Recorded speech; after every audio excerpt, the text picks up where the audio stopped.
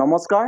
জুবিন গাৰ্গৰ ন্যায় দাবীত ৰাইজ দলৰ সভাপতি তথা শিৱসাগৰ সমষ্টিৰ বিধায়ক অখিল গগৈ ডাঙৰীয়াই নিজৰ বিধায়কৰ পদ এৰিব নেকি?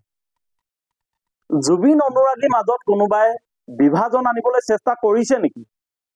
যিসকলে জুবিন গাৰ্গৰ ৰহস্যজনক মৃত্যুৰ তদন্ত বিচাৰিছে তেওঁলোকৰ মাজত বিভাজন হৈছে নেকি?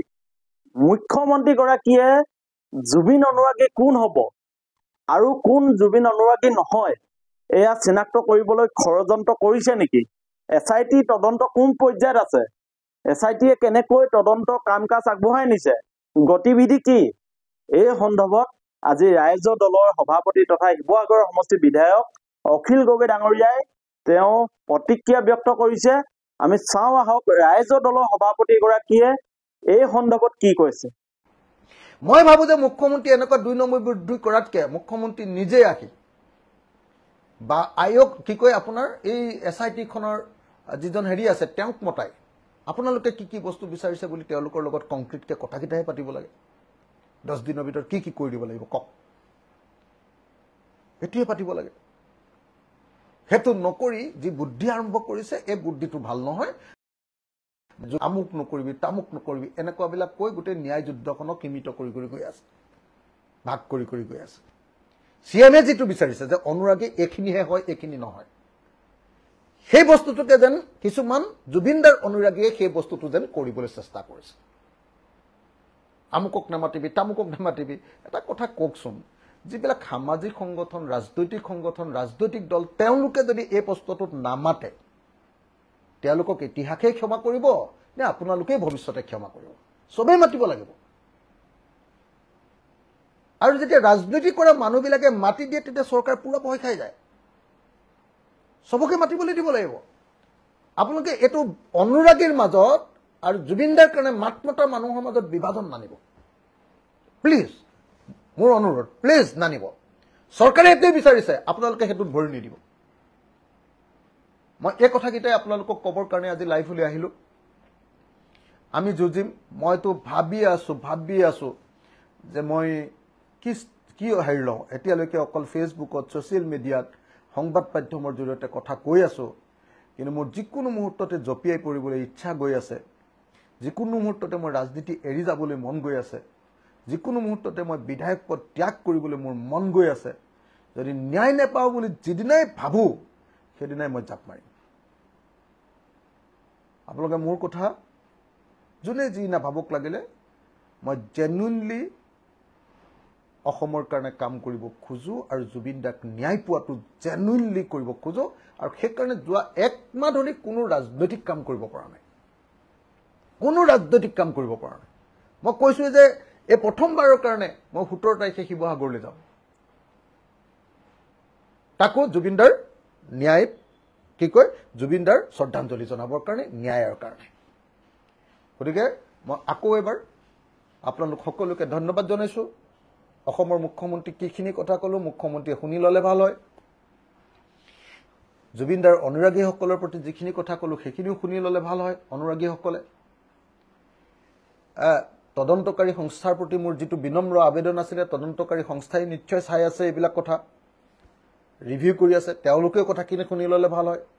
তেওঁলোকক মই ক'লো যে ন্যায়ালয়ৰ জৰিয়তে জাননীটো ছিংগাপুৰলৈ যাব লাগে। তেওঁলোকক মই ক'লো যে চেণ্ট্ৰেল গভৰ্ণমেণ্টৰ পৰা প্ৰায়ৰ পাৰ্মিশ্যনটো 208ৰ অধীনত আনিব লাগে। তেওঁলোকক মই ক'লো যে 105ৰ অধীনত আমাক হেৰি লাগিব, আপোনালোকে এনেই দি দিলে নহ'ব। মই জানো আপোনালোকে কি কৰিব খুজি আছে। আপোনালোকে এনেই লাংফাং হেৰি দি এনেই কিবা এটা দি দিব যাতে তেওঁলোকে আকৌ হেৰি পায়। আটাইতকৈ ডাঙৰ কথা দেই, শ্যামকানু মহন্তৰ কালি এখন ফটো পালোঁ। শ্যামকানু মহন্তৰ ককায়েকৰ লগত RSSৰ প্ৰধানজনৰ কি মোহন ভাগৱতৰ লগত মুখ্যমন্ত্ৰীৰ তেওঁলোকৰ হাত কিমান দীঘল আৰু কিয় শ্যামকানু মহন্তৰ ইমান সা সুবিধা এতিয়ালৈকে লাভ কৰি আছে? কিয় শ্যামকানু মহন্তক মানে একদম এনেকুৱা নিৰাপত্তা দি ৰখা হৈছে? কিয় শ্যামকানু মহন্তক ধৰাত পলম হৈছিলে? এই আটাইবিলাক আৰু কিয় শ্যামকানু মহন্ত আৰু সিদ্ধাৰ্থ শৰ্মা এইবিলাক হাৰি যোৱাৰ সম্ভাৱনা আছে? কালিৰ সেই ফটোখনে মোহন ভাগৱত মানে একদম প্ৰধানমন্ত্ৰী আছে যদিও মেইন মানুহ মোহন গতিকে এই ঘটনাটোৱে কালিৰ সেই ফটোখনে আকৌ এবাৰ ন্যায় যে নেপাম আকৌ এবাৰ বুকুখন কঁপাই তুলিছে। সেইকাৰণে সকলোকে ন্যায় প্ৰাপ্তিৰ এই সংগ্ৰামখনত আন্তৰিকতাৰে সৈতে আগবাঢ়ি যাবৰ কাৰণে অনুৰোধ জনাইছোঁ।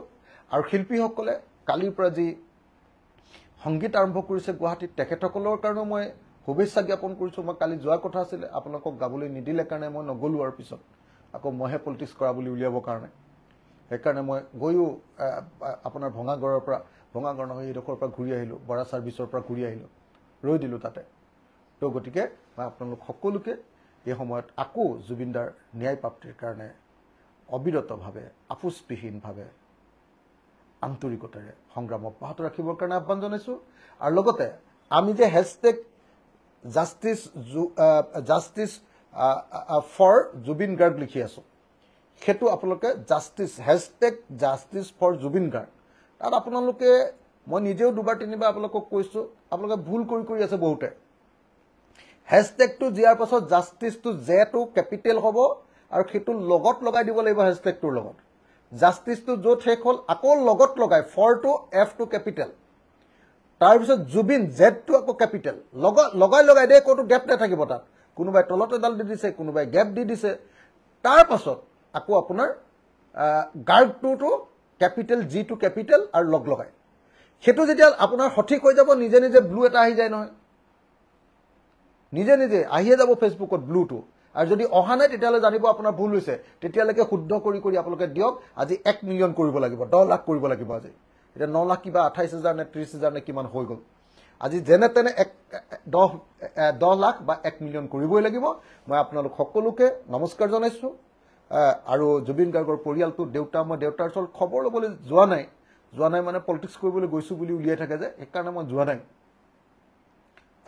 মানুহবিলাকে আমাক মানে আমি আন্তৰিকতাৰে লাগি থকা মানুহবিলাকক আশাহত কৰিবৰ কাৰণে এই পলিটিক্স কৰিবলৈ গৈ আছে এনেকৈ কৈ থাকে যে, সেইকাৰণে অকণমান যোৱা নাই।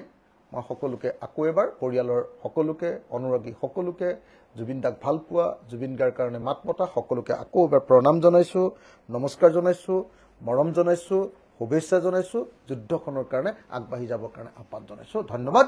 জয়